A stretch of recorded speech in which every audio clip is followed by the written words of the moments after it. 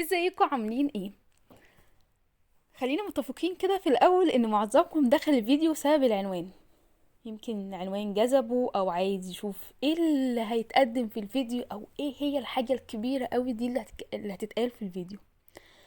خلينا بقى نتفق تاني في الاول ان العنوان ملوش علاقة نهائيا باللي هيتقال في الفيديو، زي عناوين كتير حوالينا ملهاش علاقة بالواقع. يمكن ملهاش علاقة كمان باللي بيتقال، ملهاش لا تمت للواقع بصلة. عناوين كتير لجذب الانتباه، عناوين كتير لجذب المشاهدين، عناوين كتير عشان نعلي الريتش، عناوين في حياتنا عمالة تروح وتيجي وخطوط عريضة عمالة تتحط، وناس عاملين يجملوا حياتهم لمجرد ان ده شغلهم. انما لو جينا عكسنا الصورة هنشوف الحقيقة، هنشوف ناس عندها مشاكل في حياتها زينا بالظبط. الحياة الواقعية او الحياة الافتراضية ان هم عاملينها ومجملينها في ابهى صورها، لو عكسناها هنلاقيها حياة عادية جدا، فيها مشاكل، فيها ضغوطات، فيها صعوبات بيمروا بيها زينا، بس هم اختاروا ناحية واحدة بس. انما احنا عايشين الواقع، عايشين حياتنا، عايشين حياتنا الحلوة قوي، وعايشين حياتنا النص نص، وعايشين حياتنا اللي فيها مشاكل وضربات بتحصل وحاجات كتير فيها. عايشين كل ده، بنفتح النت نشوف جانب واحد من حياة حد او من حياة ناس كتير دلوقتي بقى منتشرين بكثرة كبيرة قوي، مجملين حياتهم. بقت للأسف معظم البنات أو الشباب بقت بالنسبة لهم إن هي دي الحياة. أنا عايزة أبقى كذا، أنا عايزة أعيش الحياة دي، أنا عايزة أبقى أعمل فرح مفيش حد عمله، أنا عايزة أعيش العيشة دي. بس مش ده الواقع، مش ده الواقع، علشان هم اختاروا جزء واحد بس من حياتهم يعرضوه وجملوه في أبهى صوره وظهروا لينا، فبقينا دي هي فبقت قدامنا هي دي الحياة، هي دي الصورة الكاملة للحياة. هو ده اللي أنا عايزه، مع إن مش هو ده، مش هي دي الحياة كلها. في جوانب كتير قوي قوي قوي قوي ناقصة، هما معرضوهاش.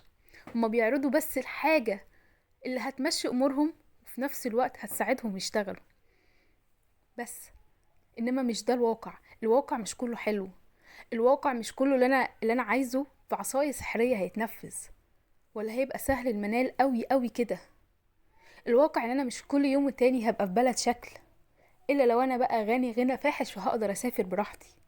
الواقع ان انا بعافر علشان لما اوصل للحاجة اللي انا عايزها بجد احس فيها بالسعادة، احس فيها ان انا عافرت وتعبت ومجهودي ما راحش هدر.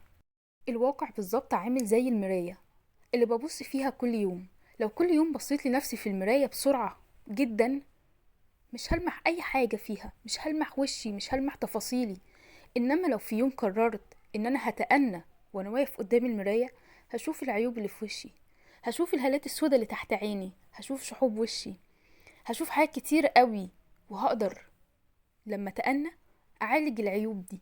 لا اهتم شوية باكلي ونومي وسهري علشان الهالات اللي تحت عيني، فهقدر اعالجها.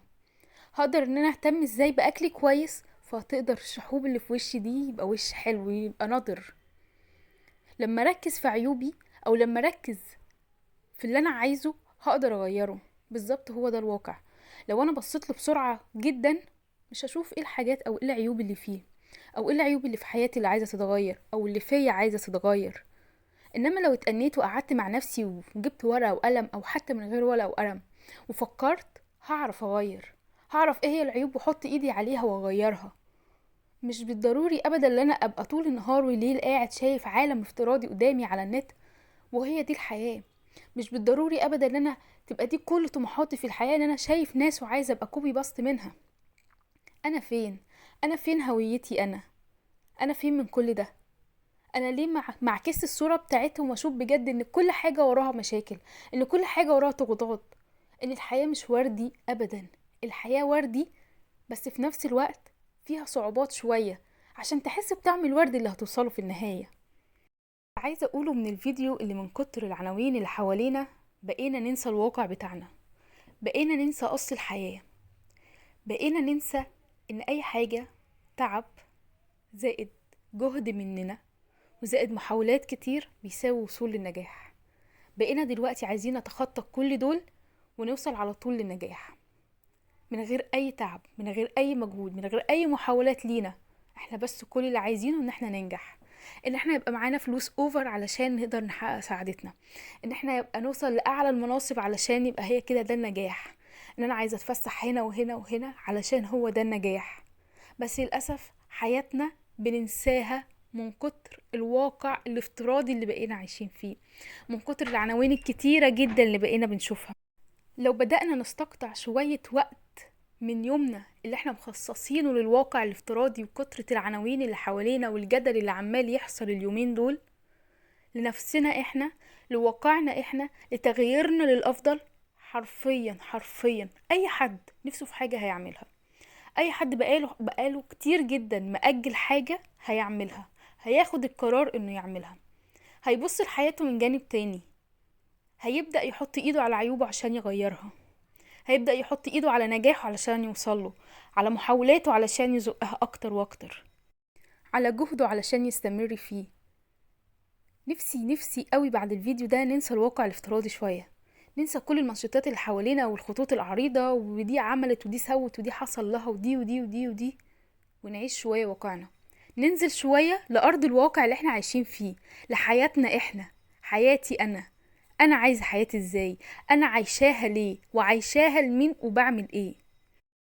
واهم حاجة، اهم حاجة حرفيا، ما ننساش نشكر ربنا ونحمده على كل نعمه علينا. ابسط نعمة فهي حاجة كبيرة جدا احنا مش حاسين بيها، ولئن شكرتم لأزيدنكم. كل ما هتشكر ربنا على نعمته عليك، كل ما ربنا هيزيدك اضعاف واضعاف مضاعفة. اشكروا ربنا، احمدوا ربنا على الواقع اللي انتوا عايشين فيه، على الحياة اللي انتوا عايشين فيها. نبص شوية للواقع الافتراضي اللي حوالينا على انهم هم اللي مجملين حياتهم. انا لو عايزة اجمل حياتي هجملها، وانتوا كمان لو عايزين تجملوا حياتكم وتظهروها للناس هتقدروا تعملوا كده، بس من جواكوا هتفضلوا ان انا مش ده الواقع بتاعي، هترموا همومكم ورا ظهركم عشان تجملوا الواقع لناس. طب ليه؟ طب ما جملوا ليا انا احسن، انا اللي عايزة ده مش الناس هي اللي عايزة ده. ننسى شوية الواقع الافتراضي ده ونبص دايما عليه من كل الاتجاهات، حتى لو هم مجملين صورهم وهم اللي مجملين حياتهم، احنا نبص لها من كل الاتجاهات ونعيش واقعنا ونشوف فيه مميزاته وعيوبه، ونصلح كمان العيوب بتاعتنا، ونحاول ونستمر في كل حاجة احنا عايزينها.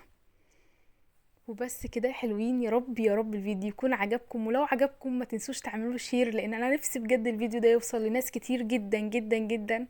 واشوفكم بقى على فيديو جديد وبخير. باي باي.